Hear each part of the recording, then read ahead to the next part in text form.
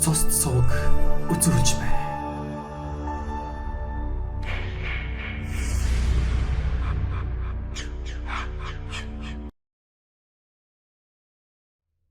Увс аймгийн Давс цомын хэлийн дугаар ангийн захирагч Баярбатад мөнх хайрхан заставын уулын харуулын байр нэгс ижигтэй санагдаад байж. Өдөржингөө холбоонд ороогүйгээс гадна хэн нэгэн гарч орж байгаа нь ёр харагдсангүй. Тиймээс Баярбат 19 цагийн үед харуулын дарга дэслэгч Батцоож харуулын байлдагч Батторч нарыг шалгаад ир гэсэн байна. Энэ үед харуулын байлдагч Алтай Сүмбэр анх Батнаар уулын харуулын байртай холбоо барих гэж оролцсоор байлаа. Холбооны техникт гэмтэл гарсан уу ямар нэг юм боллоо гэсэн сэжиглэл авширч байжээ. Төдөлгүй харуулын дарга дэслэгч Батцоож байлдагч Батторч нар мотоцикл унан хөдөлсөн байна. Тэднийг очиход харуулын байрны хаалга салхинд савлан ямар нэг хүн байгаа шинж мэдэгдсэнгүй. Тэнд байсан цэрэг дарга нарыг нэрээр нь дуудсан ч хариу өгсөнгүй. Байлдагч Батторч буугаад сэнэглэн цонхойрон шагаавал бүдэг гэрэлд заставын орлогч дарга дэслэгч Лусан шарвын нүүр нь нийл цус болчихсон хэвдэж байжээ. Мөн наад талын орон дээр цуснд бодогдсон хин нэгэн хэвдэж байсан байна. Ингээд тэд дотгошоо орлоггүйгээр ангийн захирагч руугаа уцтаж заставын орлогч дарга дэслэгч Лусан шарв амар өгдсөн байдалтай байна. Бас наад талд нь цуснд холилдсон хүн байх шиг байна гэж мэдээлжээ. Төдөлгүй хэрэг гарсан газрыг яаралтай хамгаалалтанд авч хил хамгаалах ерөнхий газар, аймгийн цагдаагийн газар, прокурорын бүрэлдэхүүнт мэдэгдсэн байна. Мөн дээрээс хил орчмын газруудыг хүчлэн хамгаалах тушаалч иржээ. Төвөөс ажлын хэсэг гарч хэргийн газар ирвэл мөнх хайрхан заставын орлогч дарга дэслэгч Лусан шарв хилийн харуулын дарга ахлагч Од болд нарын амь насыг хөнөөсөн байлаа.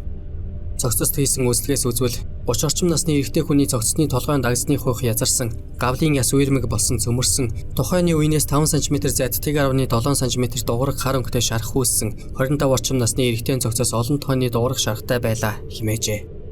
Энэ хоёр цогцос хүнжил дотор байхаас гадна дотоочноос өөр хувцсгүй байжээ. Хэргийн газар ажилласан хүмүүс хаалгаар ороход цусны ихүүн үнээр ханхалж байлаа. Энд тэндгүй бууны сумны нүх гарсан байна лээ. Талигачтын цогцос тусанд бодогдснаас гадна танигдахын аргагүй болсон байсан гэж мэдэгджээ.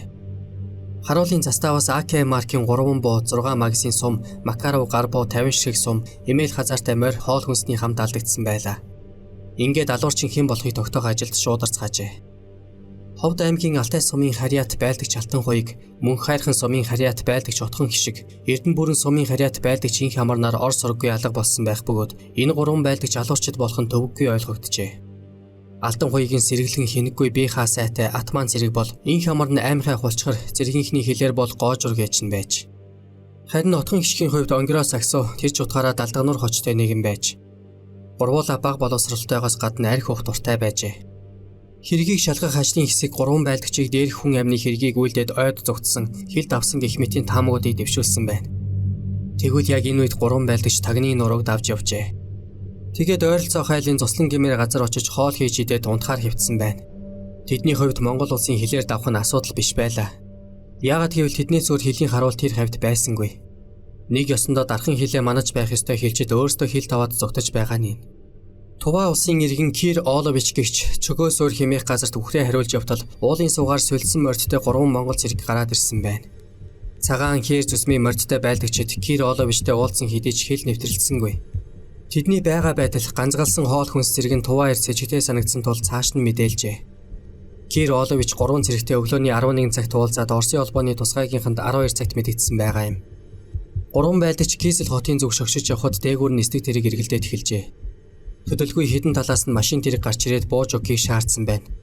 Баг боловсралтай цаасан дээр нэрээ тавихаас хэтрэхгүй зэрэгүүд Оросын тусгайгийнхны бууж өг буудлаа гэд байгааг зүүн совингороо мэдэрсэн байна. Тэгээд жигтэйхэн дуулгавартайгаар гараа толгойдоо аван төрүүлгээ харан хэвтцгээжээ.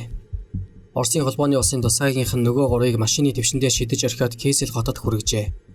Тус хотын шүүх 3 байлдагчийг улсын хил зөрчсөн гэж үзээд Оросын холбооны улсын эрүүгийн хуульд зааснаар 3 жилийн хорих ял өгөөд шорон нийлгээжээ.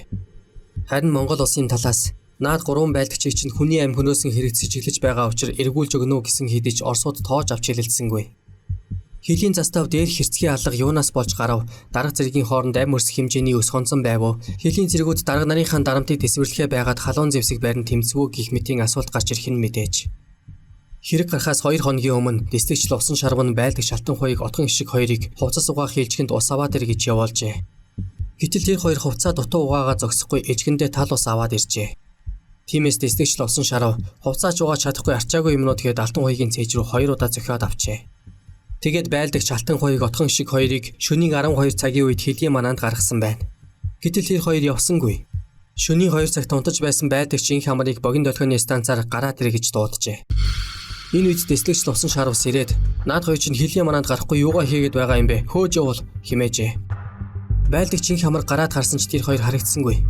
Энэ үед дэслэгч Лувсан шар нөгөө хоёртой богино долгионы станцаар холбогдож та хоёр хэдийн мананд гарахгүй юундаа эргэлдээд байгаа юм бэ? Аятайхан байгаарай. Өглөөний 9 цаг хүртэл үүрэг гүйцэтгэг гэж үүрэгджээ. Тэгээд унтаад өгч. Өглөө нь тэр байлдагч инх хамрыг 8 цаг 30 минутын үед сэрээгээд мананд гарсан хоёрынхоо хоолыг бэлд химээжээ. 9 цагийн үед Алтан хуйг отгон гişиг хоёр уулын үзүүрийн амнаас бууж ирсэн бөгөөд тэднийг байлдагчийн хамарт осон уулзвал Алтан хуйг бид хоёр Лувсан шар отгон болт хоёрыг буудаж алахаар шийдлээ гэсэн байна. Хажууд нь зогсож байсан отгон гişиг наад чинь шийдчихсэн гэж үг нэмжээ. Нэрэж мэн хоёр бууга цэнэглээд харуулын байрлал тун шийдэмгий явж орсон байна. Дөнгөж оруу тааш хурчиж гарчээ. Яг л боевик киноны баатруудыг орилж хашгирч байсан гэдэг. Хэсэг хугацааны дараа буундуу намжиж атман байлдагч Алтан хуйг гарч ирээд моримэл химэн гоожуур зэрэг инх хамарт үүрэгджээ. Мөн тэр далдануур отхон гişигт хүнс сүглүүлэхийг тушаасан байна. Яг энэ үед харуулын дарга ахлагч од болт муухай дуугарчээ. Гэтэл Алтан хуйг "Мөн овч нөхөөгүй байна шүү дээ" гэд харуулын байрлал гүйж ороод дахиад л шүрчиж гарчээ. Энэ үед инх хамар аль хэдийн сейфнээс буу сум гаргаад бэлтчихсэн байж. Тэдний хамаг ямаа бэлдээд явх үед Давс цумын хилийн ангиас богино долгионы станцаар "Наагур чинь 50 нү" гэхэд байлдагчийн хамар "Нам 50" гэж хариулжээ. Уулын харуулын 3 байлдагч Орсын холбооны улсын хил зөрчсөн хэрэгээр 1 жил 2 сар суусны эцэст суллагдсан байна. Суллагдах ч юу байх билээ. Хэсгийн алга үйлцэн тэднийг Монголын талд шилжүүлсэн хэрэг. Анхан шатны шүүхээс яллагдагч Алтан хуйгт 25 жил, отгон гişигт 20 жилийн ял оноосон байна. Харин яллагдагч инх хамрыг бусдын хүчинд авцсан гэж үзээд хэргийг нь хэрэгсэхгүй болгожээ. Улсын дээд шүүх 2010 оны 11-р сард хэргийг авч хэлэлцээд дээрх шийдвэрийг хэвээр нь баталсан байна.